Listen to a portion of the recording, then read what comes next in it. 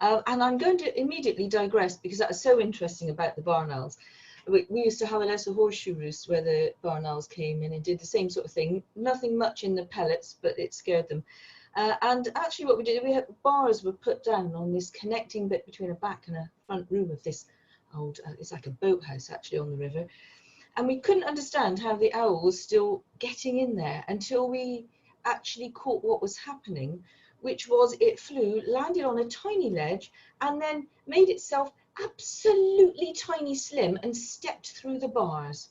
Anyway, following that, Tom's idea there, we also put a hooded sort of thing there so that the owls couldn't fly into it. Anyway, after all of that fabulous footage, all of those images, the videos, this might seem a little bit less exciting, but I do want to tell you about this project that we carried out. It started in 2017 because of its importance for bat roosts across the piece, and it's not going to be quite so much focused on greater horseshoes or even horseshoes.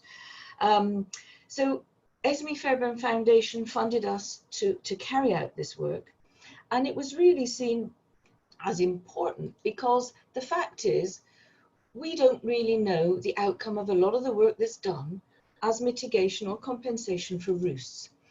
And what this project was looking at is, first of all, implementation. So if someone has drawn up a plan of this is what should happen, how much does that actually take place? How accurately does that actually get implemented? And then, of course, the second part of that was the mitigation measure used by bats as anticipated? So did the same species of bat use a roost in the same way? So if it was a maternity roost, was it still a maternity roost after the event? So what happened is the development sites were selected. This was in England and Wales, and we worked with Natural England and Natural Resources Wales, as well as ecological consultants and roost owners. We couldn't have obviously done it without them because that is what gave us the case studies, and that is what gave us access to the sites. And the cases were all those that where the development had been completed between 2006 and 2014 to give it a chance to have been taken up. And it was where there were mitigation licenses for common or soprano pipistrelle, brown long-eared bat, or any of the myotis species. You will see my little friends, the lesser horseshoes, do pop up in a mention in a little while, but it was predominantly on these more common and widespread species. And so during 2017 and 2018, Andy Ross, who was our lead on that project, along with a field assistant, carried out inspections and emergence counts and re-entries at 71 sites that fitted the criteria I've just mentioned, and where access, of course, was granted by the property owners. And you can see the spread of them on the map there. And the data was gathered in layers. So first of all, the first layer was about the immediate surroundings of the site. Then it was about the entire structure itself. And then the roost, with that being measured, and independently, the access points were looked at too. So as I say, a lot of that, some of that could obviously be looked at as daytime surveys. Some of those it wouldn't have been possible or were appropriate anyway, there would have been emergent surveys carried out. So this is to give you an idea, a breakdown of the type of roosts that were looked at. So it's 1,100 roosts, 1,200 access points that were actually looked at, measured. And what I think I need to just describe here, probably, retained roosts, maybe of its new modified structures, yes, non-intended provision, that's where the bats were found to be using a feature that was not originally a location that they used prior to the development, and actually wasn't designed to be used, but bats being bats, they'd found an opportunity and they'd used it anyway. So that's what that term is referring to. So let's have a look at, because this is obviously only a summary of all the work that went on there, but let's just have a look at what some of this meant. So implementation, first of all, of the 2,333 proposed new roosts and access points for bats, so 61% were found to have been fitted precisely as they were specified, which just sounds pretty good. 19% deviated from what was specified. 11% were absent altogether, and there was 1% that were actually damaged. And of all you clever folk out there, you're thinking, hang on, that doesn't add up to 100%. That's because 8% were enhancements rather than mitigation. Now, we found no relationship between that deviation and absence and the number of provisions at a site, or the number of deviations and absence and the ecological consultant involved. Our results did show that, and you may say this isn't surprising, but that larger and more complex features such as loft voids were less likely to be absent, but more likely to deviate from what was proposed than smaller, less complex features. So, as you can see, implementation rates could be improved by better project team communication was one of the things that was identified. Also, training for built environment professionals and increased site supervision. And these implementation rates should continue to be monitored, which will actually require reform in the license data collection and collation and how that's all handled. And of course, compliance and enforcement should also be better resourced. So let's now move on to the effectiveness of provisions.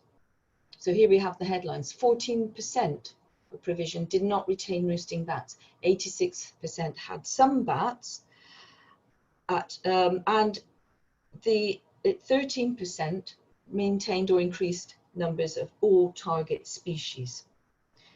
And what we actually did with these is we separated them into sites from new, adapted, so in other words, existing buildings that have been adapted to be more attractive to bats, retained, so works allowed the roost to be retained in situ in the original building, and then that category I've already mentioned of non-intended bats that moved in opportunistically.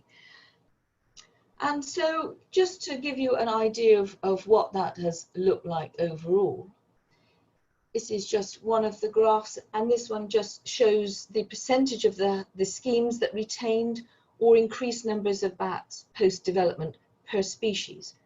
And as you can see, there's two colorings there. It's separated into lower status roosts and maternity roosts. And in all cases, fewer than 50% of sites retained or increased pre-development numbers. And of particular note, and it's going to come up again, is the low proportion of sites retaining pre-development numbers for maternity roosts of brown long-eared bats. Now, this is where I get my little mention of my friends, the lesser horseshoes, because what you'll see there for yourself is that although it wasn't actually a focus of this project, because it was alongside species, often in development sites that were also our target species, we did still record what we found there. And lesser horseshoe bat schemes showed the highest rate of retention for both those lower status and for maternity roosts. So let's just go through some of perhaps the more interesting findings when it comes to the types of provision. So for bat lofts, no bat lofts were occupied of the 13 new builds surveyed, and in comparison we can see we've got 55% of bat lofts in use that were adapted, and the retained bat lofts had the highest percentage of 65% occupied. And breeding brown long-eared bats were least likely to return in similar numbers, particularly where the original roost was lost. What we found was there was no relationship between bat counts and temperature, but there was a relationship with the number of small internal cavities and with internal height and volume. And actually no bats were recorded in lofts that were lower than 1.5 meters, which is one thing that does sort of fit with our existing understanding. Right, let's have a look at bat boxes. So evidence of bats was present in 20% of bat boxes, and bat boxes mounted externally on buildings showed the highest occupation rate at 36%. But there's an interesting little bit of something going on within that.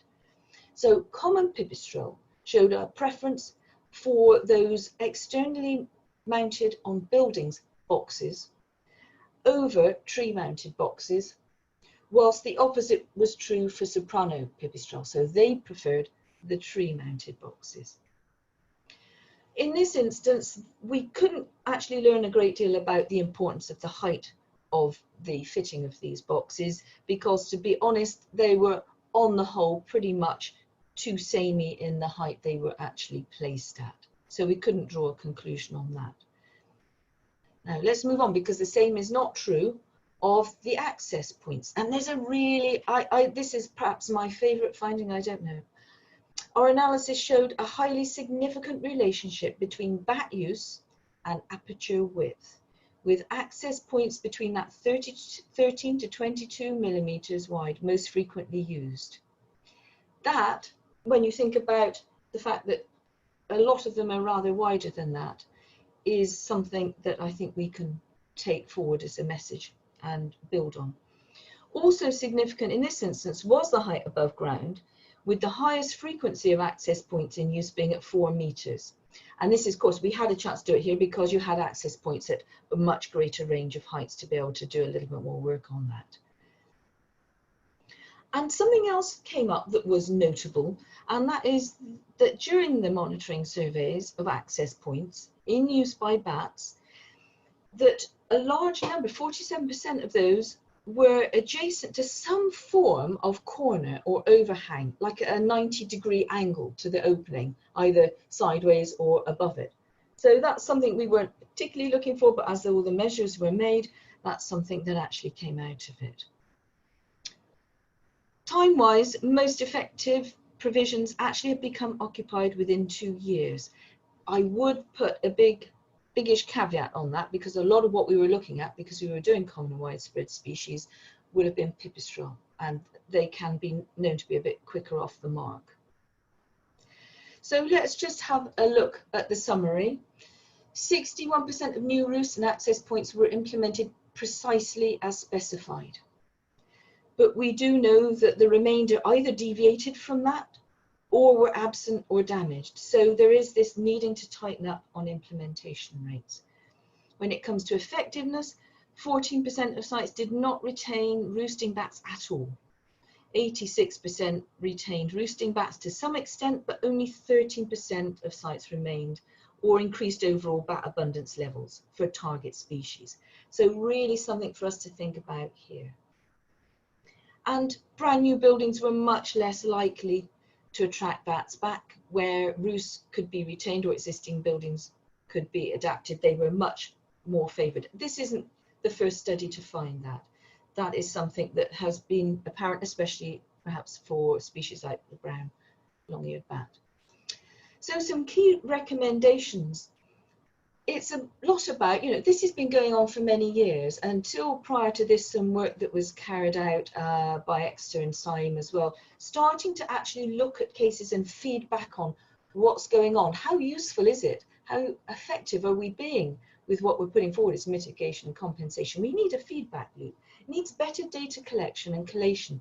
And the place for that really is through the licensing process. Another thing I would mention is that further work is needed on the brown long-eared bat roost provision in new buildings to make sure we can understand more about what is it that makes that suitable or not, because there are cases and there are other papers where it's been shown that even if the dimensions are identical, the materials used are very much the same and the surroundings are unchanged. They're not taken up, or they're taken up in very, very low numbers. So there is more to learn about that. I would just say we have some papers that have been published recently and places that you can find more information about this.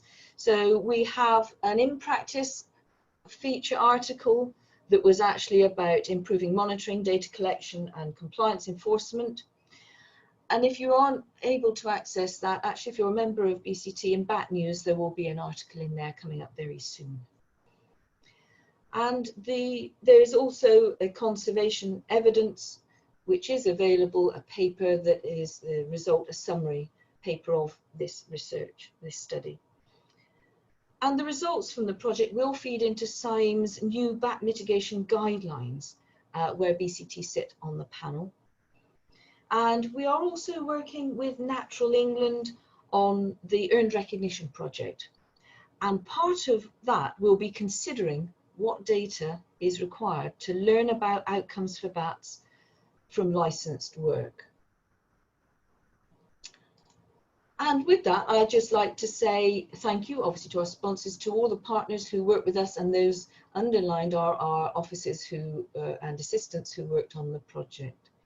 Thank you very much.